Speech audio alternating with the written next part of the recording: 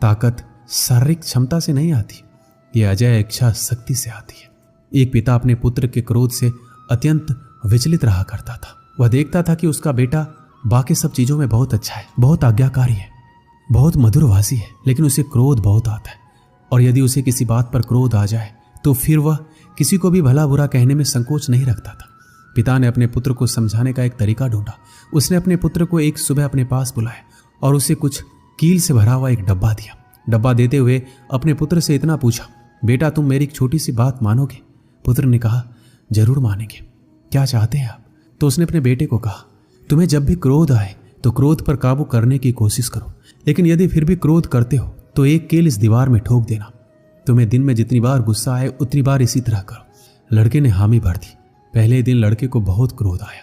उसने दीवार में एक ही दिन में लगभग 20 के आसपास कील ठोक दी, लेकिन आगे आने वाले दिनों में दीवार पर लगने वाली कील की संख्या घटने लगी। एक दिन ऐसा भी आ गया जब उस दीवार में एक भी कील ठोकने की जरूरत नहीं पड़ी, चूंकि लड़के ने समझ लिया था कि कील ठोकने से आसान है क्रोध को रोक लेना। जब यह स्थिति 2-4 दिन बनी रही तो उसने अपने पिता से जाकर इस बात को कहा। अब उसे दीवार में कील ठोकने की जरूरत नहीं पड़ती है। पिता ने उसे शाबाशी दी और कहा, अब जब तुम्हें कोई कुछ कहता है और तुम्हें लगता हो कि तुमने उस खराब लगने वाली बात पर भी क्रोध करने से रोक लिया है स्वयं को, तो ऐसे हर प्रयास के लिए दीवार से एक कील निकाल लो। लड़के ने ऐसा ही किया। दिन बीतते गए। एक दिन ऐसा भी आ गया, बेटे ने दीवार से सारी कीलें हटा दी।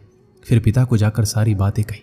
पिता दीवार के पास आए और अपने बेटे को समझाते हुए कहा, बेटे, शब्दों के पास एक अपनी शक्ति होती है और वो शक्ति ये है कि ये वापस नहीं लिए जा सकते। किसी को भला बुरा कहने के बाद तुम उससे लाख माफी मांग लो, लेकिन इन दीवारों में बनी सुराख की तरह घाव फिर भी बना रहता है। इसलिए किसी को भी क्रोध में कुछ बुरा कहने से बचो। बेटा अपने पिता की दी हुई सीख से गदगद हो गया। उसने आगे से अपने क्रोध और वचन पर नियंत्रित करने की प्रतिज्ञा ले ली। हमें उत्तेजना के क्षणों में किसी को भी अपशब्द तथा अप्रिय नहीं कहना चाहिए। इससे बनने वाला घाव 1000 माफी मांगने से भी नहीं भरता है।